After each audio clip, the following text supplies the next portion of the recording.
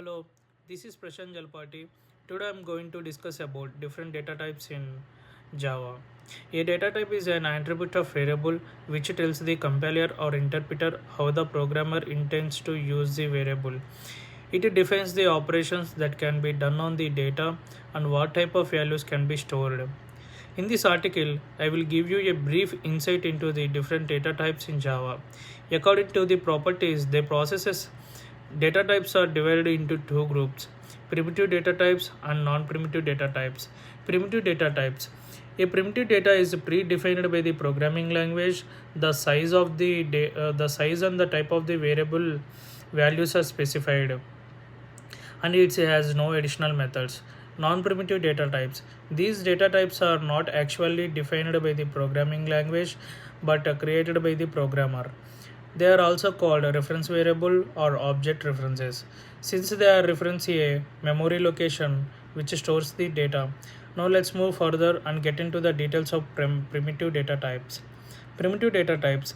Data types in Java are classified into four aspects as int, float, character, and boolean. But in general, there are eight data types. There are as follows: boolean data type, byte data type, char data type, short data type, int data type, long data type, float data type, double data type.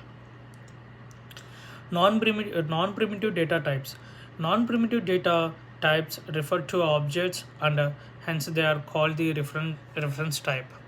Example of non-primitive data types include strings, arrays, classes, interface, etc. Let's now understand these non-primitive data types in short. Strings. Strings is a sequence of character, but in Java, string is an object that represents a sequence of character. The java.lang.string class is used to create a string object.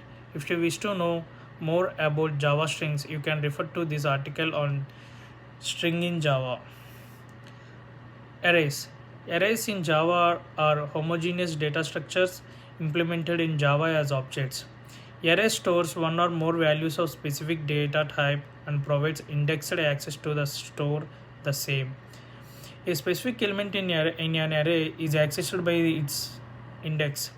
If you wish to learn arrays in detail, then kindly check out these articles in Java arrays. Classes. A class in Java is a blueprint which includes all your data. A class contains fields and methods to describe the behavior of an object. Interface. Like a class, an interface can have methods and variables, but the methods declared in interface are by default abstract. So that is all the about non-primitive data types. Now let's understand the difference between primitive and non-primitive data types. The difference between primitive and non-primitive data types are as follows. Primitive data types are pre-defined in Java. Non-primitive data types are created by the programmer and it's not defined by Java. Non-primitive data types can use it to call methods to perform certain operations, while primitive types cannot. A primitive type always has a value, whereas non-primitive type can be null. A primitive data type starts with a lowercase letter, while the non-primitive type starts with uppercase letter.